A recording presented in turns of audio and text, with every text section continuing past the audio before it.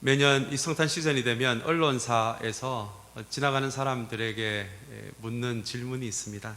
성탄하면 떠오르는 것이 무엇이냐라는 질문인데요. 우리 2019년도까지를 우리가 물었던 그 결과들을 제가 보니까 매년 순위는 바뀌지 않지만 거의 내용은 대동소이하더라고요. 되게 산타 이야기가 나오고 캐롤, 눈, 쇼핑, 선물, 식사 정도의 이야기가 매년 순위가 바뀌면서 거의 동일한 내용이 나왔습니다. 그 묻는 대상을 조금 바꾸어서 우리 미혼 남성에게 물어보니까 이 미혼 남성의 대부분이 성탄절 하면은 데이트가 생각이 나고, 그래서 돈을 많이 쓸 수밖에 없는 날, 이제 그렇게 성탄을 이야기를 하더라고요. 일본이 좀 특이했습니다. 일본은 성탄절 하면, 이 기독교 국가가 아니어서 성탄절 하면 지금까지도 2019년까지도 성탄절 하면 떠오르는 게 KFC 치킨이라고 합니다. 1970년도에 KFC가 일본에 첫 지점이 생겼는데요, 홍보 차원에서 지점장이 산타복을 입고 이 치킨을 들고 유치원을 돌아다녔던 것이 화제가 되어서 일본 국영방송국에서 인터뷰를 했던 기사가 있었습니다. 그리고 당연히 이 KFC가 미국에서 오다 보니까 이 기자가 생각 없이 미국에도 크리스마스에는 KFC를 먹는가 봐요 라는 그 질문에 이 지점장이 자기도 모르게 그렇습니다 라는 그 인터뷰 내용 때문에 그때부터 이제 미국을 따라하는 차원에서 지금까지도 크리스마스 시즌이 되면 KFC에 줄을 쓰고 있는 것이 일본의 크리스마스 풍경입니다. 2020년도 제가 궁금해서 그 스타벅스 컵을 제가 한번 어제 조금 살펴봤는데요, 아마 여러분 기억하실 것 같습니다. 2년 전에 우리 성탄 시즌에 나오는 그 스타벅스에서 커피를 담는 용기에 메리 크리스마스라는 말 대신에 해피 할리데이라는 말이 있어서 정말 우리 기독교 쪽과 그 스타벅스 사이에서 좀 논쟁이 있었던 그런 기억들 아마 여러분 조금은 가지고 계실 텐데요.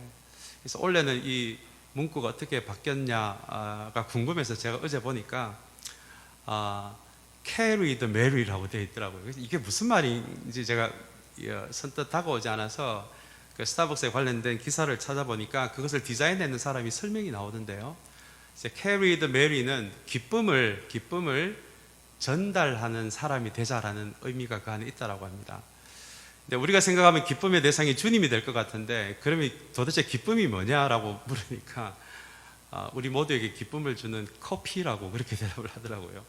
그래서 이 성탄의 시즌에 스타벅스 커피를 온 세상에 사람들에게 나누어 줌으로써 기쁨을 나누어 주는 이 커피를 나누어 주는 시즌이 되자라고 하는 것이 원래 그 성탄 시즌에 나오는 그 스타벅스에 적혀 있는 문구입니다.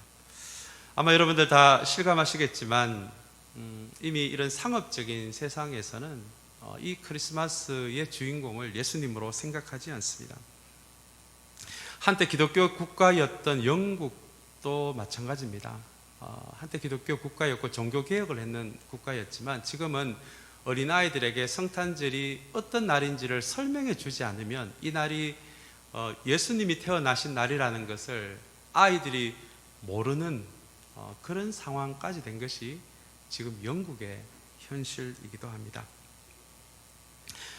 원래는 아마 아직은 그런 기사가 나오진 않았지만 원래 크리스마스 하면 떠오르는 게 뭐냐라고 2020년도 사람들에게 묻는다면 아마 코로나 바이러스 혹은 백신이라는 단어를 말하지 않을까 싶은 상황을 우리는 지금 보내고 있습니다. 그리고 그 가운데 다시 대림절을 맞이하게 되었습니다.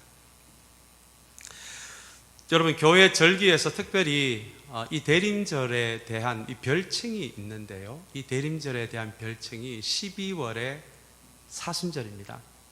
사순절의 의미를 여러분 다 잘 아실 것 같습니다. 사순절은 예수님의 십자가를 생각하면서 나의 삶 공동체의 삶과 신앙의 여정을 되돌아보고 성찰하는 기간이 사순절인데요, 이 대림절도 마찬가지입니다. 그저 주님의 오심을 들뜬 가운데서 기다리는 시즌이 이 대림절이 아니라 주님이 이미 이 땅에 오신 것을 기억하면서, 그리고 앞으로 언젠가는 다시 오실 예수님을 기다리면서 나의 삶과 신앙을 성찰하고 우리 공동체의 삶의 자리, 신앙의 자리를 돌아보고 성찰하는 그 절기가 바로 대림절이고요. 그리고 이 성찰이라는 단어가 들어오다 보니까 이 대림절을 12월의 사순절이라는 그런 별칭을 갖게 된 계기입니다. 그렇다면 여러분, 우리가 무엇을 성찰해야 될까요? 성탄 시즌이 되면 실제로 성탄의 주인공이 예수님이 아니라 쇼핑이 되고 산타가 되고 선물이 되고 어떤 나라에서는 KFC가 되어가는 이 현실을 우리 모두가 안타까워하면서 또 어김없이 2020년 대림절을 맞이하게 되는데요.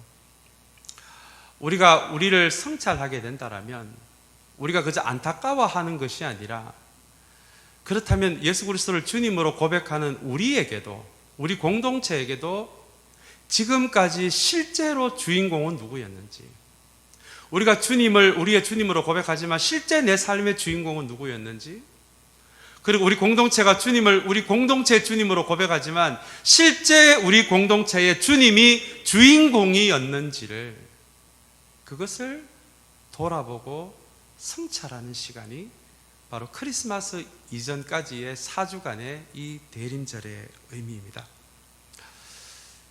그래서 오늘부터 예수님을 기다린 사람들이라는 시리즈 제목으로 말씀을 시작하고자 합니다. 성탄의 주인공은 예수님이지만 성탄의 이 주님이 이 땅에 오시는, 주인공으로 오시는 이 성탄의 시즌에 주님의 오심을 기다리며 준비한 이 주인공을 기다리는 수많은 조연들이 성경에 등장합니다. 그래서 오늘부터 우리 크리스마스 날까지 5번에 걸쳐서 예수님을 기다린 사람들, 주인공이신 예수님을 기다린 예수님의 그 멋있는 조연들을 한 명 한 명씩 살펴보면서 다시 한번 2020년 이 대림절 기간이 진짜 나의 주인공은 누구인지, 진짜 우리의 공동체의 주인공은 누구인지를 함께 발견하고 깨닫고 고백하는 이 대림절의 기간이 되시기를 주님의 이름으로 축복합니다. 오늘 본문은 마리아의 찬가라고 알려진 본문입니다. 찬가라는 말의 의미가 노래라는 의미이죠. 그런데 여러분, 냉정하게 이야기하면 마리아가 이렇게 한가하게 노래를 부르고 있을 상황은 아닌 것 같습니다. 지금 마리아는 여러분들이 잘 아시는 대로 지금 예수님을 낳기 전인데요, 지금 이 마리아의 임신은 혼전 임신이었고요, 그리고 약혼자인 요셉과도 아무런 상관이 없는 임신이었습니다. 그리고 마리아의 나이는 대개 13세, 14세로 추정을 합니다. 왜냐하면 2000년 전 유대인들의 그 문헌에 의하면 대개 여성들이 약혼하는 나이가 13세, 14세였거든요. 그렇다면 지금 마리아의 현재 나이가 13세 혹은 14세로 추정을 할 수가 있습니다. 그리고 우리 사복음서를 보시면은 간음하다가 돌에 맞아 죽을 뻔한 여성을 예수님이 구해준 이야기 여러분 다 잘 기억하실 것 같습니다. 그 시대는 여전히 이제 신약의 시대가 되었음에도 불구하고 그 시대에 결혼 바깥에서 불륜으로 아기를 가지면 여전히 광장에 끌어내어서 돌로 쳐서 때려 죽여도 괜찮은 그런 관습이 엄연히 남아 있었던 시절이었습니다. 그렇다면 마리아는 이렇게 한가하게 밖에서 노래하고 있을 시기가 아니라 숨어 지내야 하는 그런 상황인데, 지금 마리아는 이렇게 바깥에서 노래를 하고 있습니다. 여러분, 성경을 읽는 팁을 하나 드리면, 성경을 읽다가 기도나 노래가 혹시 나오면 조금 긴장을 하면서 굉장히 집중해서 그 부분을 읽어야 한다는 것입니다.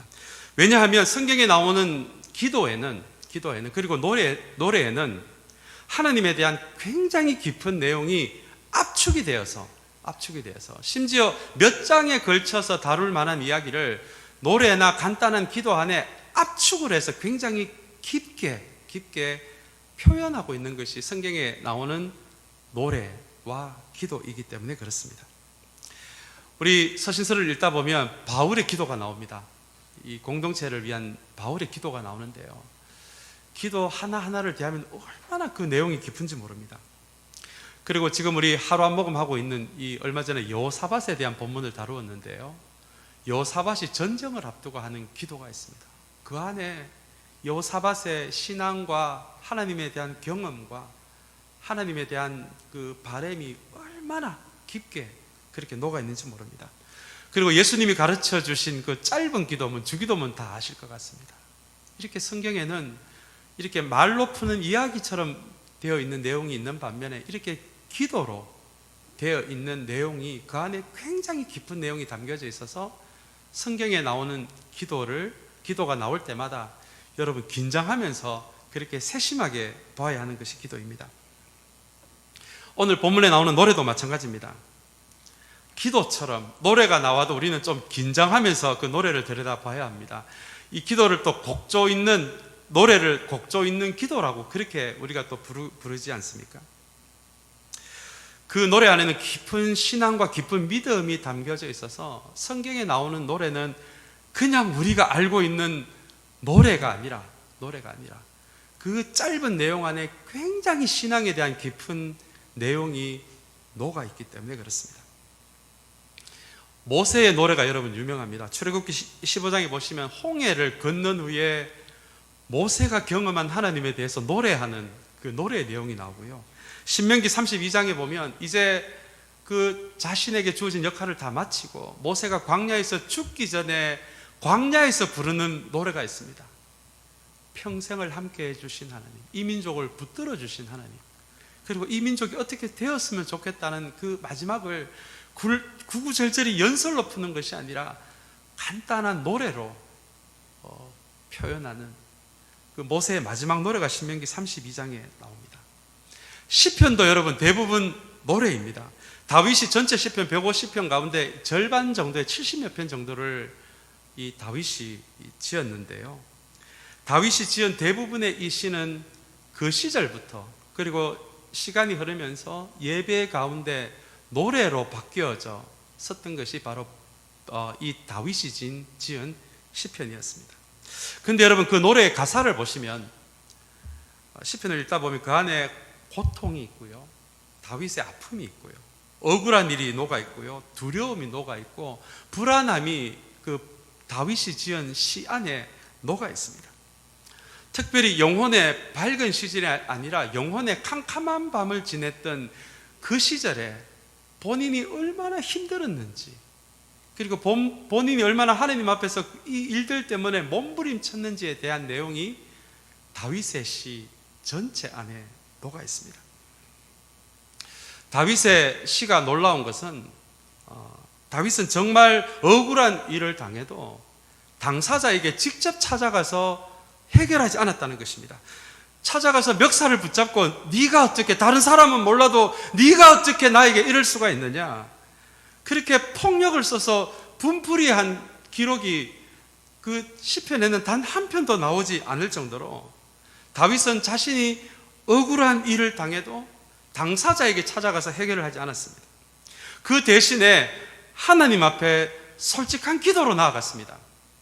하나님 앞에 자기의 감정을 숨기지 않고요, 심지어 하나님, 저렇게 나쁜 일을 나에게 하는 저 인간을 제발 좀 데려가 주세요, 죽여주세요라는 자기의 있는 감정을 그대로 하나님 앞에 쏟아내기는 했어도 결코 당사자를 찾아가서 해결하는 그런 방식을 단 한 번도 취한 적이 없었던 것이 다윗의 방식이었습니다. 그러니 다윗의 신앙에는 인내가 들어올 수밖에 없습니다. 기다림이 들어올 수밖에 없습니다. 이 억울한 일에 대해서 하나님이 그 일을 하실 때까지 기다려야 되는 인내의 시간이 다윗에게 필요했는데요, 그러나 긴 시간 이후에 마침내 다윗이 하나님의 일을 경험했을 때 그 불안함, 두려움, 억울함이 시가 되고 노래가 된 것이, 여러분, 그것이 바로 시편입니다. 시편이 그렇게 탄생이 된 것입니다. 그래서 여러분, 성경에 나오는 노래는 그냥 노래가 아닙니다. 노래가 아닙니다. 그 안에 엄청난 믿음이 담겨져 있고 영성이 담겨져 있고 하나님의 일하심에 대한 실제적인 경험이 담겨져 있는 그것이 성경에 나오는 노래입니다. 오늘 이 2020년 특별히 코로나 바이러스 팬데믹 가운데서 우리가 대림절을 대하게 되었습니다. 사랑하는 여러분, 이 코로나 바이러스 팬데믹을 겪어오면서 불안함도 있을 것이고 두려움도 있을 것이고 속상함, 답답함도 아마 우리의 마음의 한쪽에는 다 그렇게 쌓여 있을 것 같습니다. 그러나 그것이 하나님의 일을 경험했을 때 다윗의 그런 경험이 시가 되고 기도가 되고 노래가 되었듯이 우리 2020년 성탄을 한 달 앞두고 코로나 바이러스 팬데믹으로 인해 우리의 마음의 불안과 두려움과 속상함과 답답함이 있다면 다윗처럼 마리아처럼 이것이 우리 주님 오신 12월 25일에는 모두 시가 되고 노래가 되고 기도가 되는 은혜가 우리 공동체 가운데 있게 되기를 주님의 이름으로 축복합니다. 이제 본문으로 좀 들어가서 말씀을 좀 나누기를 원합니다. 오늘 이 노래를 마리아가 어떤 음정으로, 어떤 높낮이로, 어떤 선율로 불렀는지 우리가 문자로 성경을 대하다 보니까 그 노래가 어떤 노래였는지는 우리가 알 수는 없지만 이 노래의 가사를 가만히 보니까 이 굉장히 놀라운 사실 하나가 이 노래에 담겨져 있는데요. 그것은 바로 이 노래의 가사의 대부분이 구약에 나오는 하나님의 말씀이라는 것입니다. 다른 말로 하면 마리아가 어떤 순간적인 감정 때문에 자기가 스스로 지어서 부른 노래가 아니라 이 구약에 나오는 말씀을 모두 인용을 해서, 다시 이야기하면 구약 말씀을 노래 가사로 해서 불렀던 노래가 바로 오늘 우리가 읽은 본문입니다. 조금 설명을 하면 이렇습니다. 46절이 그리하여 마리아가 말하였다. 내 영혼이 주님을 찬양하며 라고 46절에 이렇게 나와 있는데요. 이것은 시편 34편 2절을 인용한 것입니다. 다윗이 지었던 한 시편의 한 식구를 가져와서 내 영혼이 주님을 찬양하며 그 시를 자기의 고백으로 가사로 바꾸어서 부른 게 46절이고요. 47절에 보시면 내 마음이 내 구주 하나님을 좋아하면 그가 이 여종의 비천함을 보살펴 주셨기 때문이다. 이 여종의 비천함을 보살펴 주셨다는 내용은 사무엘상 1장 11절에 나오는 사무엘의 어머니가 되는 이 한나의 고백입니다. 한나의 이 고백을 48절에 가지고 와서 자기의 고백처럼 불렀던 것이 48절입니다. 그리고 이제부터는 모든 세대가 나를 행복하다 할 것입니다. 이 말씀이 48절 후반부에 이어지는데요. 이 말씀은 창세기 30장 13절에 나오는 레아의 고백입니다. 레아의 고백입니다. 여러분, 여기서 우리에게 질문이 하나 생길 수밖에 없습니다. 13세 전후의 소녀가 어떻게 이렇게 구약의 말씀을 잘 알 수 있었느냐라는 질문입니다. 그 시대 문헌에 의하면 그 시대 여성은 성전에 들어갈 수는 있었지만 성전의 뜰까지만 들어갈 수 있었습니다. 예배를 드리는 그 장소는 남자들만 들어갈 수 있었거든요. 그래서 제사장이나 대제사장이 이야기하는 이 율법에 대해서, 구약의 율법에 대해서 여성들은 들을 수가 없었습니다. 예배 자리에 참석을 할 수 없었기 때문입니다. 그리고 우리 사복음서에 보면 회당이라는 단어가 많이 나와서 익숙하실 텐데요. 이 회당은 율법을 가르치고 율법을 강연하는 그런 장소가 회당입니다. 그래서 예배는 정식 예배는 성전에서 드렸지만 성경을 공부하고 율법의 강연을 듣는 장소는 회당이었습니다. 그리고 그 시대 여성들도 이 회당에 들어갈 수는 있었지만 정식으로 율법을 배울 수는 없었습니다. 남자들만 구약을 배울 수가 있었습니다.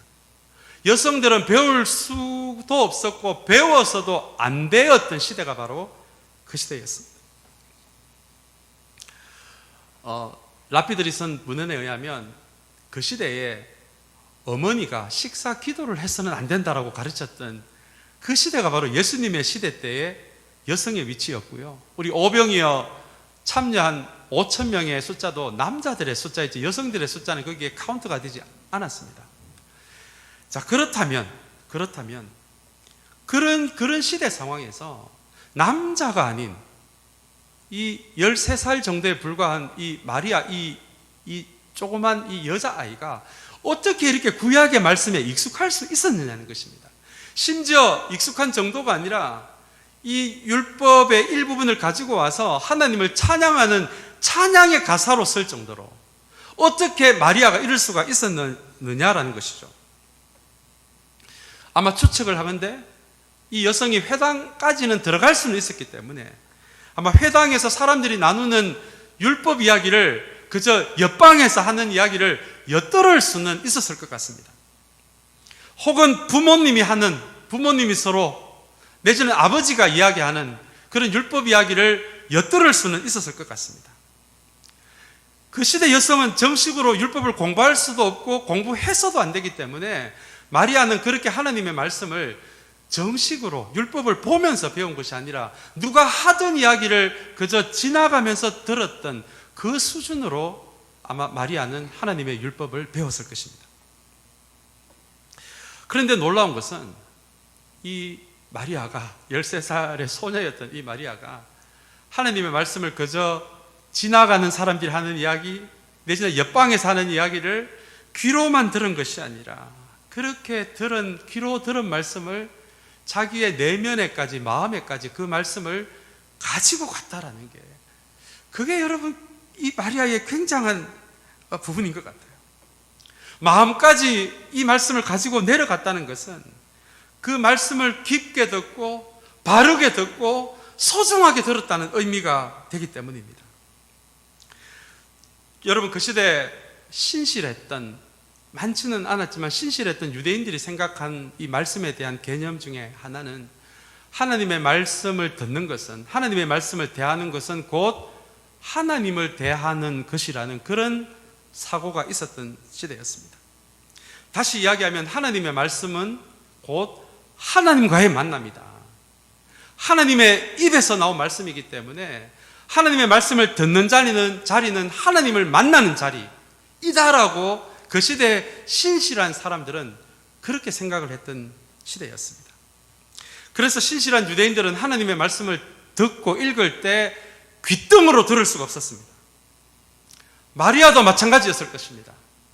비록 율법을 배울 수도 없고 읽었어도 안 되고 공부를 했어도 안 되는 여성이었지만 그렇게 사람들이 이야기하는 율법 이야기를 들으면서 그 율법을 그렇게 들었지만 그 들었던 말씀을 바르게 듣고 소중하게 듣고 깊게 들음으로써 그 들은 말씀 정도라도 자기의 내면 안에 깊게 마음에 뿌리 내리게 했던 그렇게 말씀을 들었던 여인이 바로 이 마리아였다라는 것입니다. 사랑하는 여러분, 우리의 신앙이 무엇에 좌우가 되는지 아십니까? 우리의 신앙이 무엇에 의해 결정되는지 아십니까? 신앙은 내가 어떤 마음으로 말씀을 듣고 어떤 자세로 하나님의 말씀을 대하느냐에 달려 있습니다. 여러분, 이 말이 단순히 목회자 설교를 졸지 말고 잘 들으라는 의미가 아닙니다. 내가 하나님의 말씀을 대하는 근본적인 태도를 의미합니다. 내가 어떤 근본적인 자세로 이 말씀을 대하고 내가 어떤 근본적인 자세로 이 말씀을 읽느냐 듣느냐에 따라서 여러분 우리의 신앙이 좌우가 됩니다. 우리의 신앙이 거기에서 결정이 됩니다. 실제로 하나님의 말씀을 가볍게 듣고 내가 원하는 것만 듣고 내가 듣기에 좋은 것만 가려서 들을수록 여러분 내 인생의 주인은 내가 됩니다. 여러분 이거는 틀림없습니다. 그렇게 될 수밖에 없습니다. 그러나 깊게 듣고 바르게 듣고 그 말씀을 소중하게 들으면 그 말씀이 나의 귀에서 눈에서 마음으로 내려가서 그 말씀이 나를 그 말씀이 말하는 대로 빚어갑니다. 때로는 그 말씀이 나의 양심을 찌르고요, 때로는 그 말씀이 나의 자기중심성을 찌릅니다. 그리고 나도 모르게 내 안에 가지게 된 죄로 오염된 문화와 세상의 성공적인 가치가 내 안에 있다라면 내 마음까지 내려간 말씀은 그 세상의 가치와 내면에서 전쟁을 벌이기도 하는 것이 여러분 내 마음까지 내려간 말씀이 하는 역할입니다.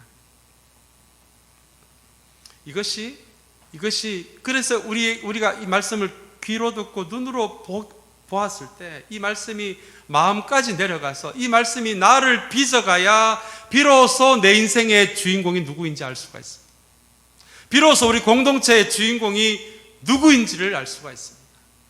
사랑하는 여러분, 오늘 다시 한번 이 마리아의 노래를 통해서 우리의 삶을 성찰하는 것이 이 대림절에 우리가 해야 할 부분이라면 다른 어떤 것을 앞서서 정말 내가 말씀을 대하는 하나님의 말씀을 대하는 나의 근본적인 태도가 어떠한지, 나는 혹여나 듣고 싶은 말씀만 듣고 익숙한 말씀만 보고 내 귀에 듣기 싫은 말씀, 부담이 되는 말씀은 혹여나 제쳐놓고 있지는 않은지, 다시 한번 그 말씀을 말씀을 향한 나의 근본적인 태도를 성찰하고 돌아볼 수 있는 이 대림절의 시간이 되시기를 주님의 이름으로 축복합니다.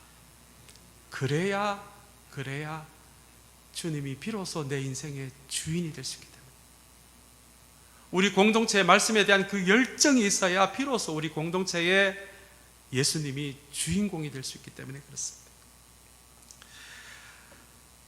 그리고 46절 49절에 이 말씀에서 다시 한번 우리가 볼 수 있는 것은 구약에 대해 귀로 들은 말씀이 마음까지 내려가니 이 마리아가 어느 수준까지 나아가냐 하면, 이게 한나의 이야기고 레아의 이야기고 다윗의 이야기인데, 그 사람들의 고백 안에 자신을 넣어서 자신의 고백으로 노래를 하고 찬양을 하는 것이 또한 46절에서 49절까지의 내용입니다. 제가 한번 읽어드리겠습니다. 46절에 보시면 그리하여 마리아가 말하였다. 그리고는 내 영혼이, 구약의 말씀을 인용하면서 자기 자신을 이야기합니다. 내 영혼이 주님을 찬양하며, 47절입니다.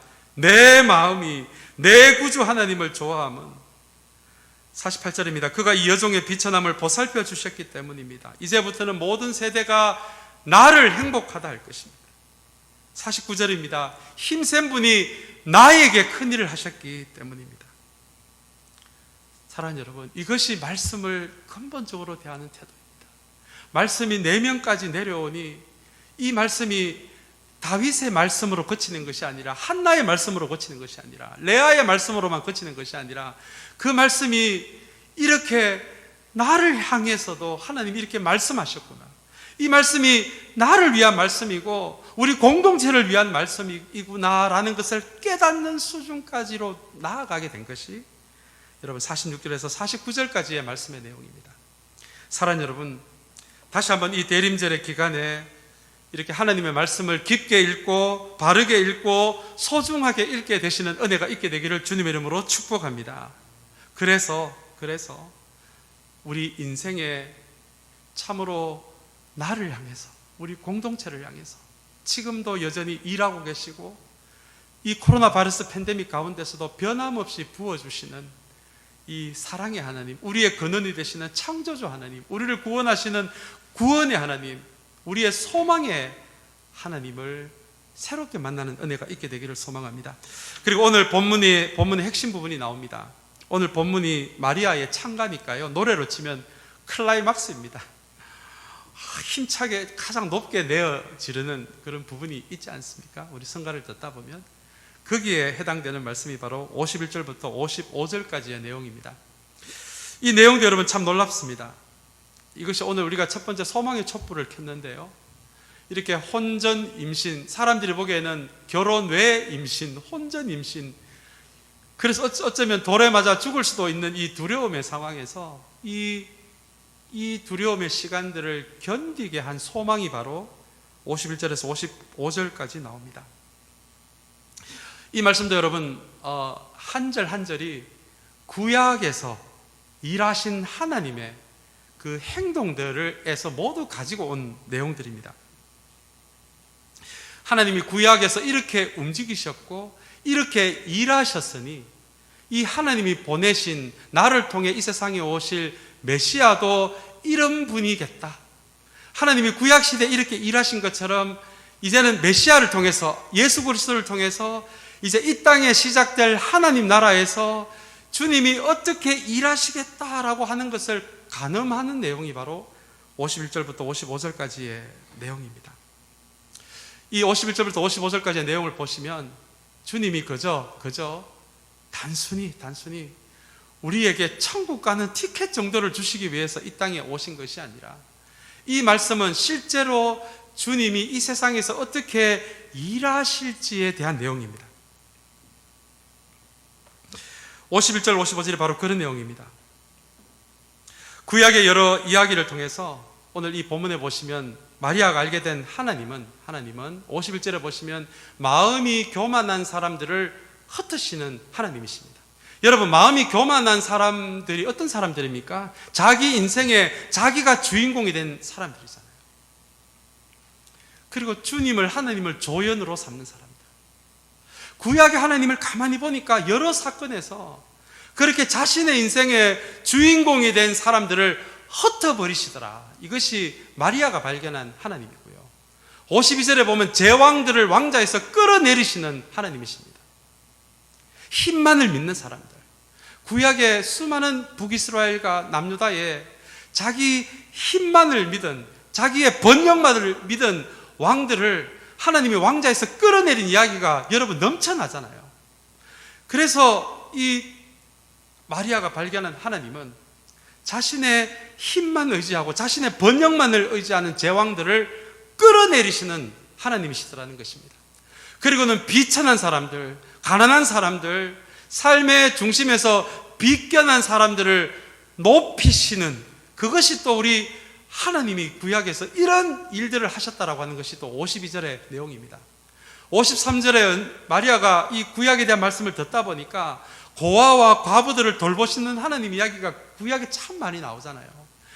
그래서 마리아는 줄인 사람들을 좋은 것으로 배부르시게 하시는 하나님, 그리고 하나님이 아니라 부가 자신의 하나님이 된 사람들은 오히려 구약에 보니까 오히려 빈손으로 만들어버리는 이야기. 그래서 하나님은 줄인 사람들을 좋은 것으로 배부르게 하시고 부가 자신의 하나님이 된 사람들을 빈손으로 만들어버리시는 하나님, 그 하나님을 51절, 52절, 53절에서 고백하면서 마리아는 그저 이 땅에 우리에게 천국을 보내게 하기 위한 티켓 정도로, 그 티켓을 주기 위한 정도로 주님이 이 땅에 오시는 것이 아니라 이 땅에 오심으로 이 땅에 하나님 나라가 시작이 되고 그 하나님 나라를 이루는 과정에서 주님이 어떻게 일하실 것이라는 그 비전과 소망이 담겨진 말씀이 여러분 51절에서 53절까지의 말씀입니다. 주님으로 인해 시작된 하나님 나라가 여러분 어떤 나라입니까?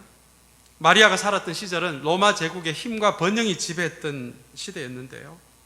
그러나 예수님으로 인해 이 땅에 시작될 하나님 나라는 번영과 힘의 나라가 아니라 오히려 가난한 마음이 높임을 받는 나라입니다. 연약함이 강해지는 나라입니다. 크고 화려한 것이 아니라 작지만 본질적이고 그 안에 생명이 있는 것이 퍼져나가는 나라입니다. 힘이 사람을 바꾸는 나라가 아니라 진실한 사랑이, 기쁜 자기 희생이 사람들을 변화시키는 나라입니다.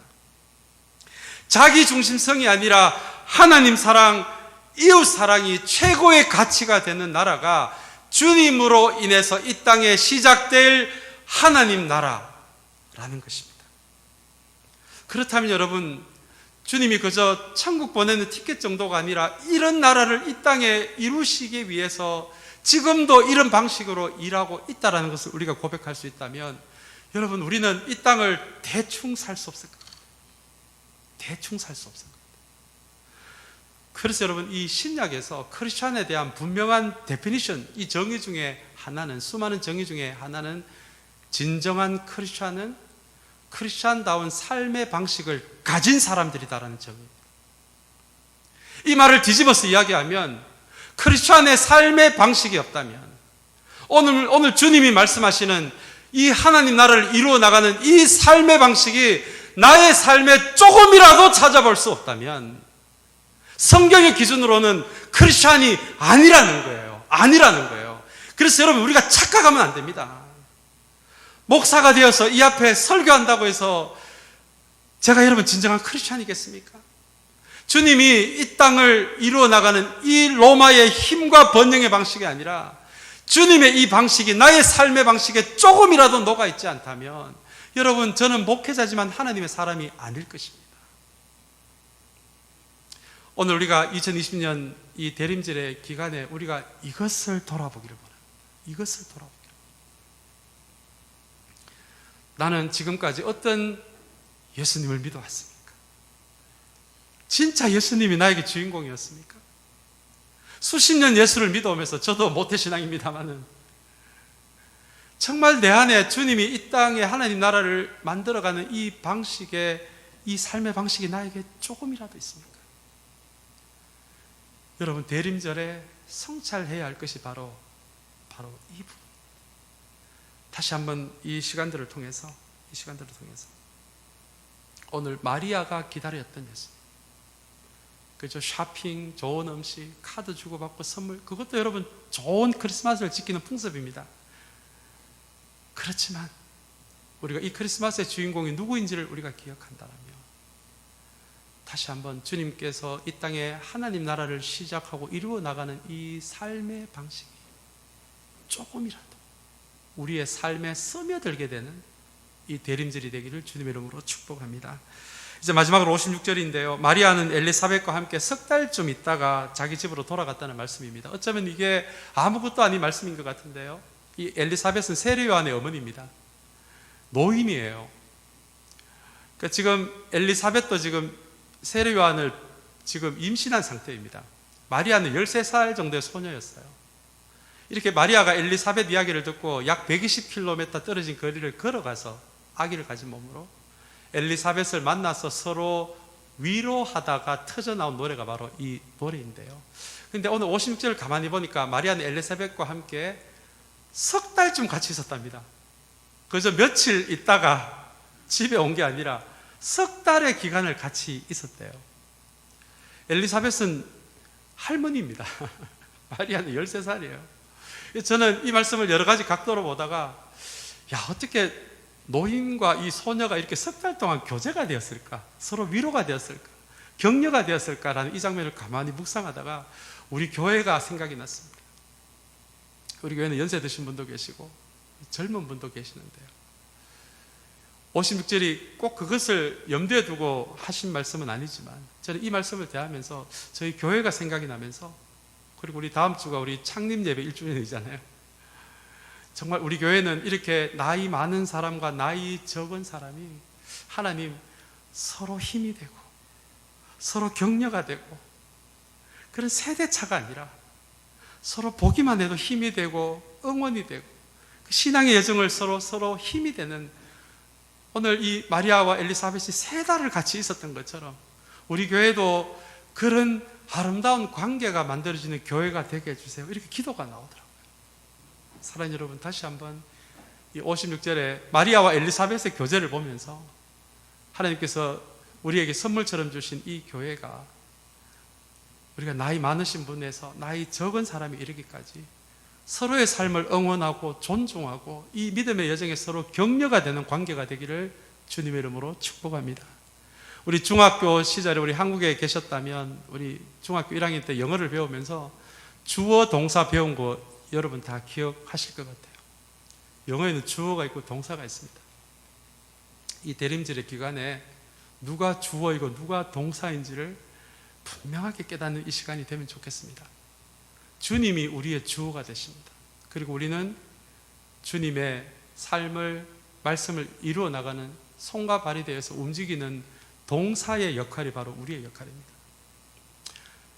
그러나 지금까지 우리의 삶을 살아오면서 혹시 우리가 주어가 되고 주님이 우리를 위해서 움직여 주시기를 바라는 주님이 동사가 되었으면 하는 바람이 혹시 우리 안에 있었다면, 사랑하는 여러분, 다시 한번 이 대림절의 기간에 주님이 주어가 되시고 우리는 그분의 신실한 동사가 되는, 손과 발이 돼서 그분을 위해서 움직이게 되는 그런 은혜가 저와 여러분 그리고 우리 공동체 안에 있게 되기를 주님의 이름으로 축복합니다. 기도하겠습니다.